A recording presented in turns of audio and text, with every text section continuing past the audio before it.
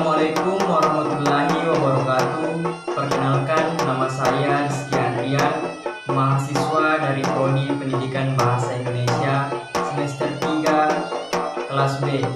Ini menceritakan sebuah cerita rakyat yang berjudul Putri Tanam Padi. Ingin tahu kelanjutannya? Check it out. Alkisah, pada zaman dahulu kala di sebuah daerah di Provinsi Sulawesi Selatan berdiri sebuah kerajaan yang bernama Kerajaan Luwu. Kerajaan ini dipimpin oleh seorang raja yang dikenal dengan nama Datuk Luwu.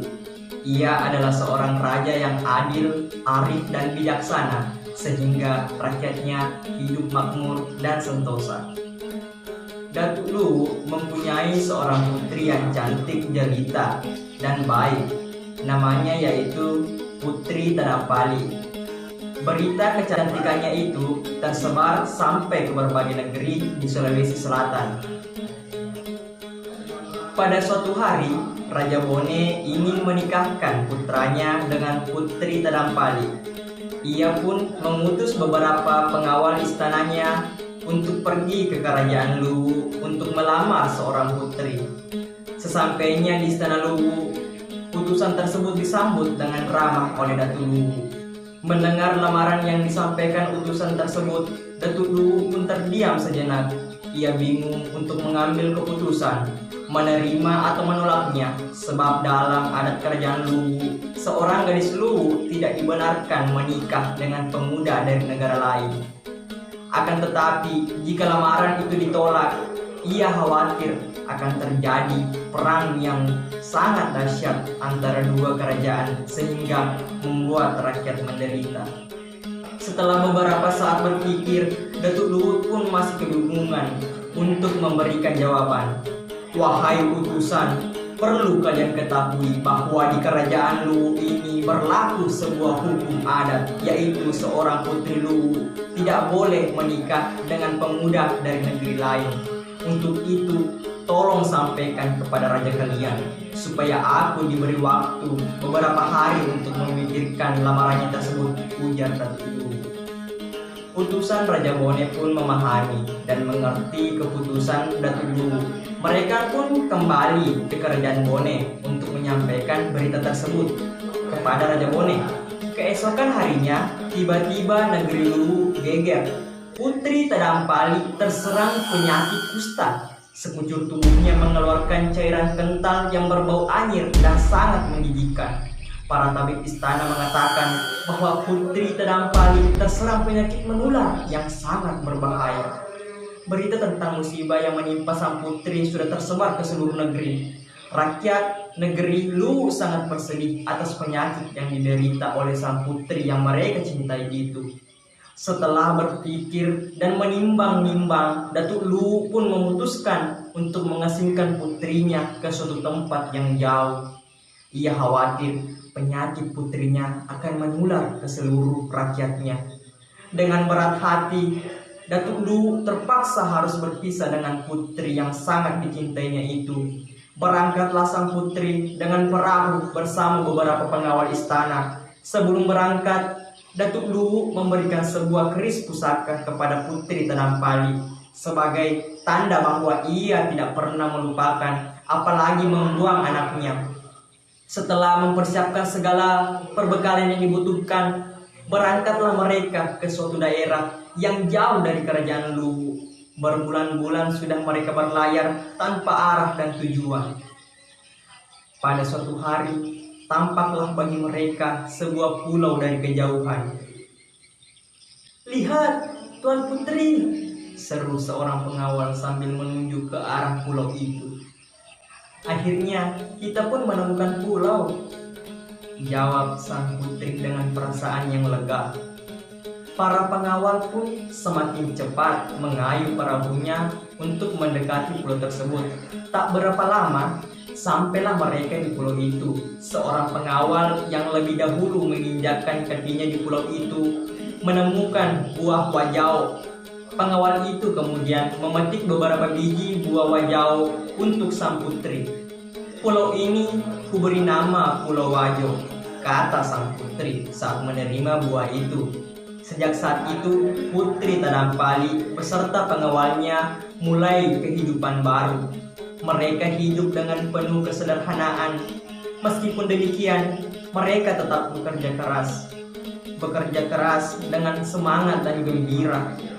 Hari berganti hari, minggu berganti minggu, bulan berganti bulan, dan tak terasa 1 tahun sudah mereka berada di tempat tersebut.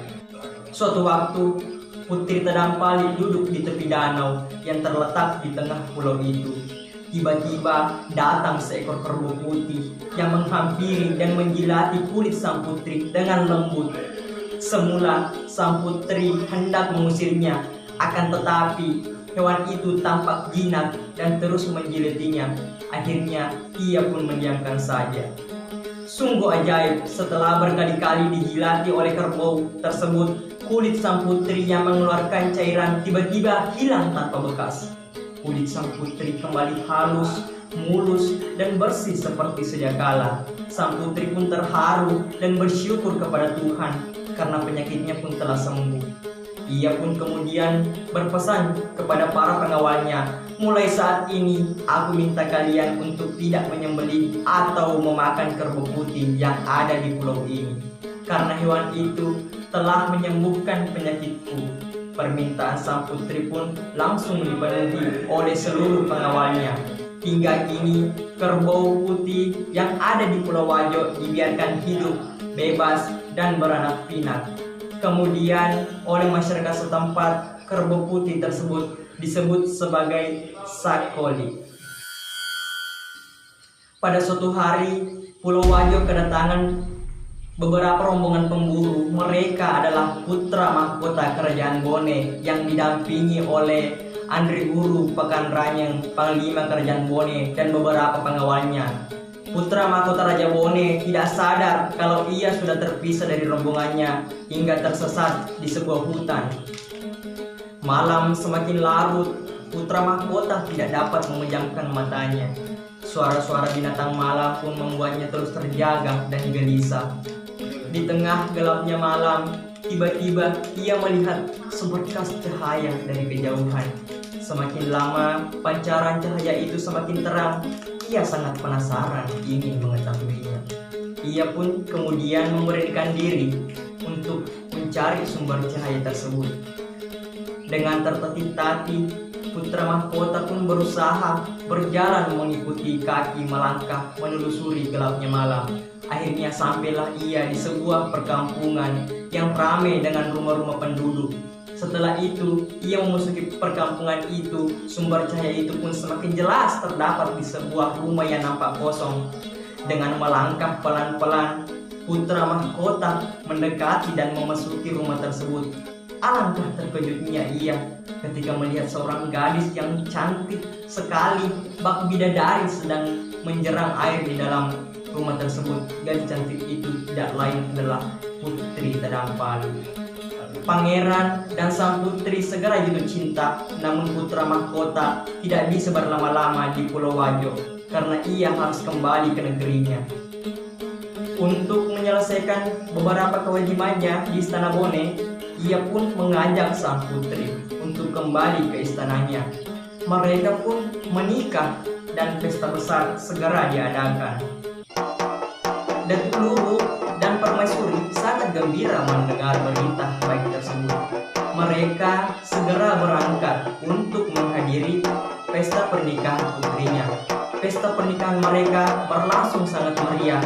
Seluruh keluarga dari dua kerajaan tersebut yang besar berada di Sulawesi Selatan itu sangat gembira dengan pernikahan tersebut. Putri Tadampali dan putra mahkota hidup bahagia. Beberapa tahun kemudian, putra mahkota naik tahta. Ia menjadi raja yang arif dan bijaksana.